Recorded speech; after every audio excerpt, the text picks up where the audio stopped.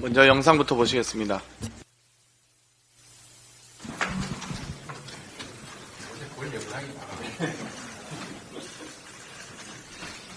쌍방울 그룹이 구속된 안 회장에 따르게 지낼 수 있는 거처를 마련해줬다는 겁니다. 시작은 안부수의 요청이었습니다.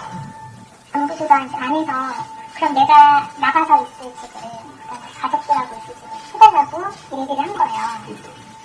그러면서 쌍방울 쪽에서 얘기를 한 거예요. 비슷해졌다는 얘기는 사실이에요? 그럴까? 부모님한테 여쭤봐야 돼요. 쌍방울 그룹이 이 집을 얻어준 건 지난해 3월 말. 공교롭게도 안부수 회장은 4월 재판부터 기존의 증언을 뒤집기 시작했습니다. 김성태 회장의 주장과 같이 쌍방울이 북한해준 800만 달러는 경기도 스마트팜 비용 500만 달러, 이재명 경기도지사의 방북 비용 300만 달러가 맞다고 말을 바꾼 겁니다.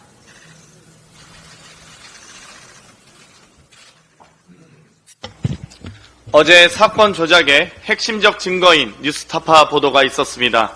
연이어 나온 국정원의 비밀 문서와 핵심 측근 및 내부자들 증언만 봐도 이번 쌍방울 사건은 쌍방울 주가 조작 사건임이 명백해지고 있습니다. 이를 감추기 위해 검찰은 주가 조작 관련 증거들은 숨기고 오직 정적 제거를 위해 사건 조작, 진술 회유 등을 버젓이 저지른 것으로 보입니다. 이미 쌍방울 내부자에 따르면 수원지검 영상녹화 조사실에서 김성태, 안부수 등이 수시로 만나 대화를 나눴다고 폭로한 바 있습니다. 또한 이번 영상에서 보듯 해당 내용이 사실이라면 쌍방울은 김성태의 진술과 안부수의 진술을 맞추기 위해 지난해 3월 말 안부수 딸에게 4억 원대 오피스텔을 제공한 것입니다. 금품 매수 정황이 곧바로 진술 번복을 이끌어냅니다. 안부수는 지난 4월 재판부터 북한 측 인사를 만나 이재명 도지사 방북 논의한 적 없다는 기존 진술을 번복했습니다.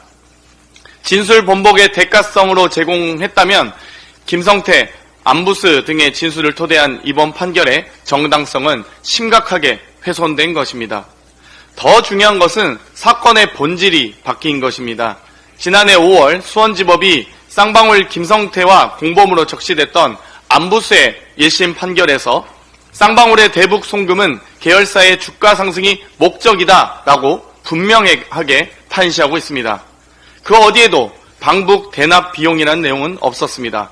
같은 수원지법의 판결이 동일 사건에 대해서 지난해와 정반대 판결이 나오면서 누군가는 정치적 판결을 내렸다고밖에 볼 수 없습니다. 공교롭게도 안부수 1심 판결문은 공개했었는데 이번 1심 수원지법 신진우 부장판사님의 판결문은 비공개 처리됐습니다. 감추는 자가 범인이다라는 말이 떠오릅니다. 김성태는 주가 조작 전력이 있습니다. 쌍방울 대북사업 주가 조작을 언급하는 국정원 문건도 있습니다. 1년 전 안부수 씨의 1심 판결문도 있습니다. 주가 조작 공범 중 한 명은 주가 조작 선고를 받았고 나머지 한 명은 전력이 있는데도 불구하고 혐의를 빼주는 판결이 나온 것입니다.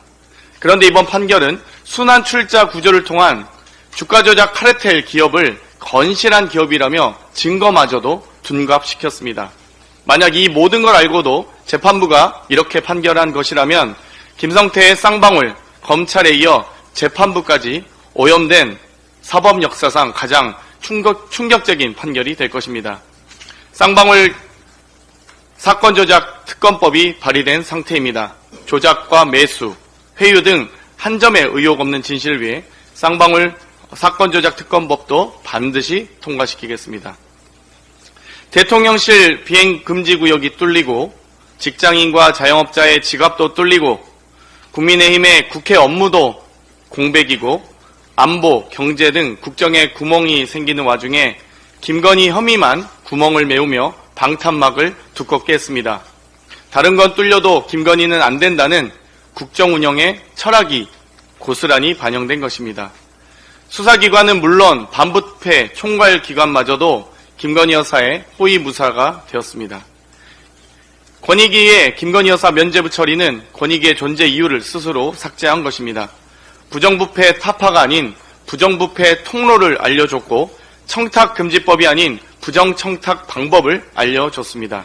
앞으로 고위공직자에게 뇌물이나 청탁을 하실 분은 300여만 원의 상당의 명품백이나 명품 화장품을 배우자에게 전달하시면 되겠습니다.